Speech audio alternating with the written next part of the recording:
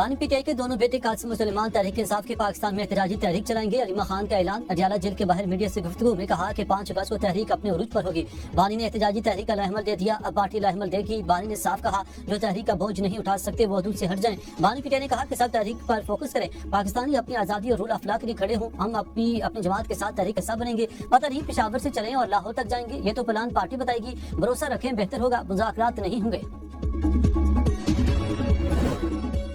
بانی کے بیٹے پاکستان آنے پر گرفتار ہوں گے، پھر انہیں برطانیہ کی ایمبیسی ہی بازیاب کرے گی۔ پی ٹی آئی کی سڑکوں پر واپسی پر کوئی اعتماد نہیں کیا جا سکتا، ایسی جماعت کو مظاہروں کی کھلی اجازت نہیں دی جا سکتی۔ مشیر وزیر اعظم رانا ثناء اللہ کہتے ہیں احتجاج عوامی حق ہے مگر جلاؤ گہراؤ کا کوئی آئینی جواز نہیں۔ پی ٹی آئی کی کال پر عوامی اجتماع کو پرامن تصور نہیں کیا جا سکتا، حکومت قانون اور امن کے خلاف کسی تحریک کو اجازت نہیں دے گی۔ پی ٹی آئی مظاہرے عوام کو اداروں کے خلاف اکسانے کا ذریعہ بناتی ہے۔ پی ٹی آئی کی خفیہ میٹنگز کے مندرجات حکومت کے علم میں ہیں، خفیہ میٹنگ کے شواہد سے پی ٹی آئی کے عزائم عیاں ہیں۔ 5 اگست کی کال کا سیاسی اور قانونی جواب دیا جائے گا۔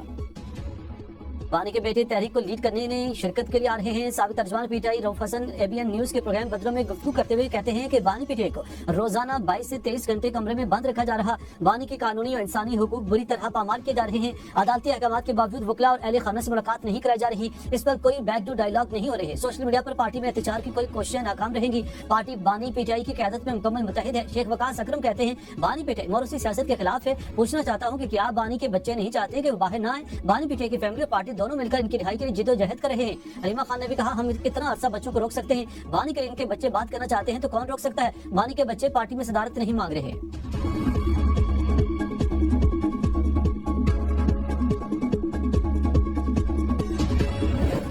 بانی کے بچوں کو اپنے والد کے لیے تحریک چلانے کا حق حاصل ہے۔ سینیٹر عرفان صدیقی کہتے ہیں ہمارا کسی کو گرفتار کرنے کا ارادہ نہیں، جب تحریک چلے گی تو اس کے رنگ روپ کو دیکھیں گے۔ وزیر اطلاعات پنجاب بسمہ بخاری نے programme A B N News سوال سے آگے میں گفتگو کرتے ہوئے کہا ہم نے صرف نعرے لگائے، اپوزیشن نے مار پیٹ اور گلے پکڑنے تک کا راستہ اپنایا، انہوں نے نہیں پارلیمنٹ راہیں بند کی ہیں، آج مخالفات عمل کا سامنا کر رہے ہیں۔ ہمیں سیاسی انتقام کا شوق نہیں لیکن آئینی ادارے میں جواب دیا جائے گا، گالی کا جواب گالی سے دیا جائے گا، سر جھکا کر گالیاں سننا ممکن نہیں۔ وزیر اعظم اور وزیر اعلیٰ کی توہین برداشت نہیں کی جائے گی۔ اپوزیشن لیڈر نے پارلیمنٹ میں بدتمیزی کی تمام حدیں پار کی، نیشنل انٹرسٹ سے اوپر کوئی مفاد نہیں ہو سکتا۔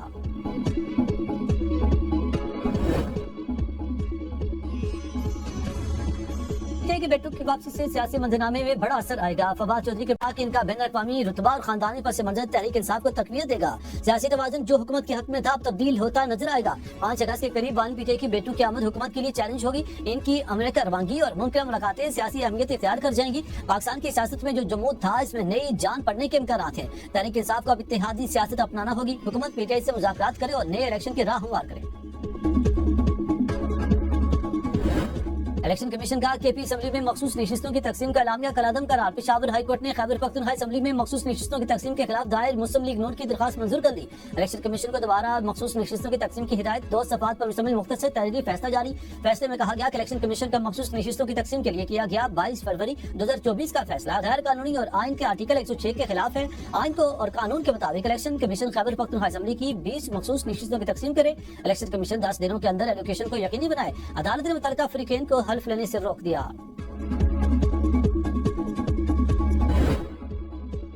شوگر مافیا کے سامنے حکومت بے بس، پہلے شوگر ملوں نے پیسہ کمایا، اب عوام کے اربوں ڈالر سے چینی درآمد کرنے کا فیصلہ۔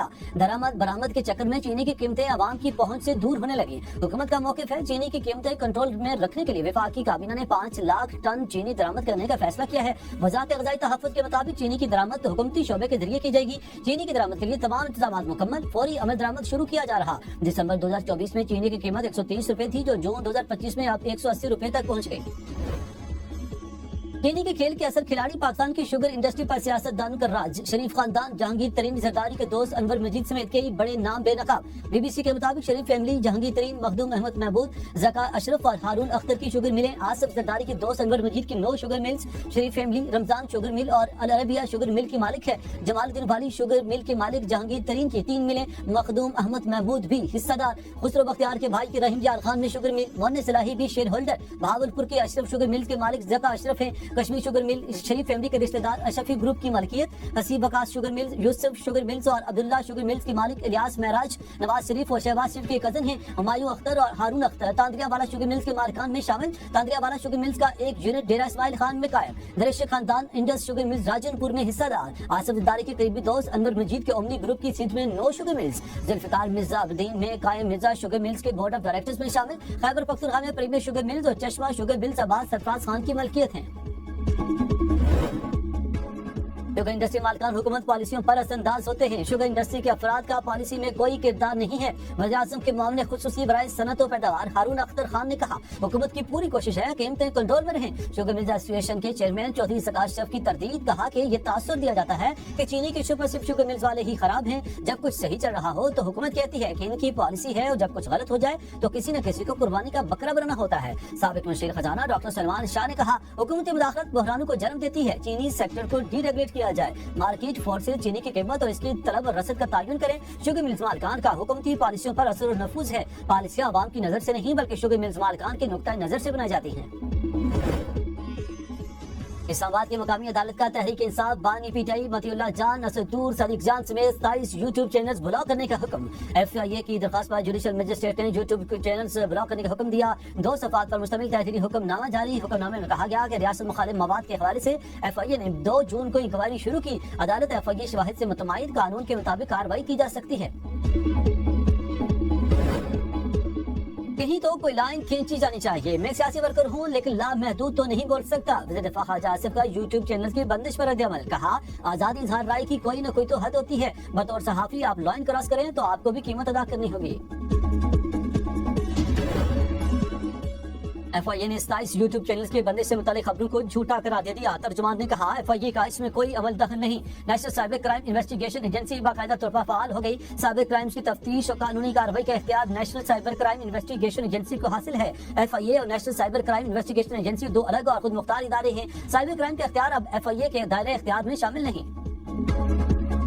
मुतालबा किया, मकामी सतह पर वसाइल बरक़ार लाकर माशरत की तरक्की से पाकिस्तान को खुद कफील बनाएंगे। वज़ीर-ए-आज़म शहबाज शरीफ के मारूफ कारोबारी शख्सियत से गुफ्तगू। कहा, माशी इस्तेहकाम का सहरा हुकूमती टीम के अनथक मेहनत को जाता है। इस्तेहकाम के बाद हदफ मुल्क की माशरत की तरक्की और बरामदात में इजाफा है। कारोबारी बिरादरी को मुशावरती अमल का हिस्सा बनाऊंगा। कारोबारी शख्सियात के मुल्की माशी इस्तेहकाम पर वज़ीर-ए-आज़म हुकूमती माशी टीम की काविशों की तारीफ। वज़ीर-ए-आज़म शहबाज शरीफ से अरकान कौमी असम्बली की भी मुलाकात। मुतल्लिका हलकों के अवामी और तरक्याती उमूर पर तफसीली गुफ्तगू। मुलाकात में सियासी, तरक्याती और हल्का जाती सूरत हाल पर मुशावरत। अरकान कौमी असम्बली ने हालिया माशी इस्तेहकाम पर